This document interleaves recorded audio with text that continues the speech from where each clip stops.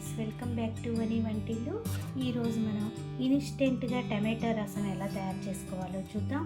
దీన్ని బ్యాచిలర్స్ కూడా ఈజీగా తయారు చేసుకోగలరు.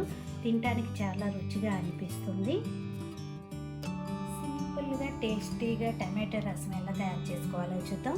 2 పండిన టమాటాలు తీసుకోండి. ఒక నిమ్మకాయ సైజు అంత చింతపండుని ఇలా రసం తీసుకుని పక్కన పెట్టుకోండి.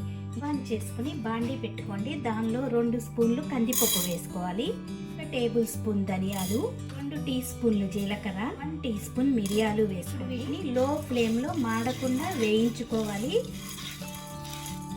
వేగుతున్నప్పుడు దీనిలో కొద్దిగా కరివేపాకు వేసుకుందాం. 1 ఎండుమిరపకాయని తుంచి వేసుకుందాం.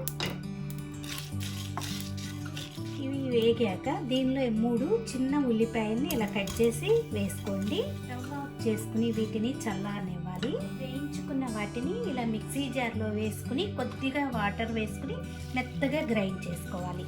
ఇలా గ్రైండ్ చేసుకున్న పేస్ట్ని పక్కన పెట్టుకుని ఇప్పుడు తీసుకోండి. దానిలో మనం తీసి పెట్టుకున్న చింతపండు రసం వేసుకోవాలి. దీనిలో పసుపు వేసుకుందాం. 1/2 టీ స్పూన్ పసుపు వేసుకోండి. రుచికి తగినంత ఉప్పును వేసుకుందాం. టమాటాలని ముక్కలుగా కోసి వేసుకుందాం.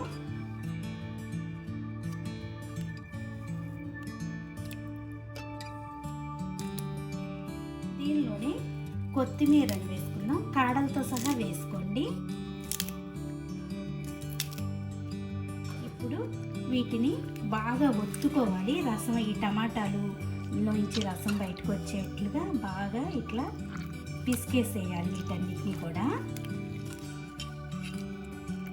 ఇలా గట్టిగా ప్రెస్ చేస్తూ ఒత్తుకుంటే టమాటాల రసం అంతా కూడా బయటకు వచ్చేస్తుంది. ఇలా రసం రెడీ చేసుకున్నాక చేసుకుని ఒక గిన్నె పెట్టుకోండి. దానిలో 2 స్పూన్ల ఆయిల్ వేసుకోండి. ఆయిల్ వేడయ్యాక ఎండుమిరపకాయ 1 వేసుకోవాలి. 5-6 వెల్లుల్లి గబ్బాలని కొంచెం దంచి వేసుకోండి. 2 పచ్చిమిరపకాయల్ని ఇలా చీలికలుగా కోసి వేసుకోవాలి. ఇప్పుడు మనకి వెల్లుల్లి పచ్చిమిరపకాయ కొద్దిగా వేగింది.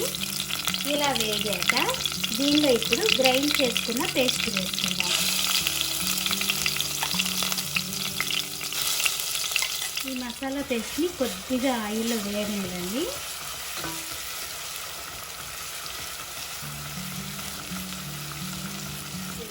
దీనిలో ఇప్పుడు రసాన్ని పోసుకోవాలి. చిక్కుదనాన్ని పెట్టి వాటర్ వేసుకోవాలి. నేను ఇట్లా 1 గ్లాసు వాటర్ వేస్తున్నాను. మొత్తం ఒకసారి కలుపుకొని దీన్ని ఒక పొంగు వచ్చే వరకు కూడా కాగనివ్వాలి.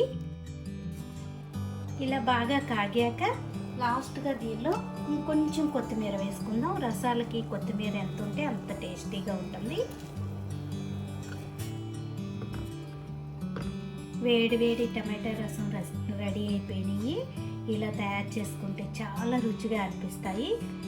నచ్చితే మీరు కూడా ఒక్కసారి తప్పకుండా ఇలా ట్రై చేసి చూడండి. Thank you for watching.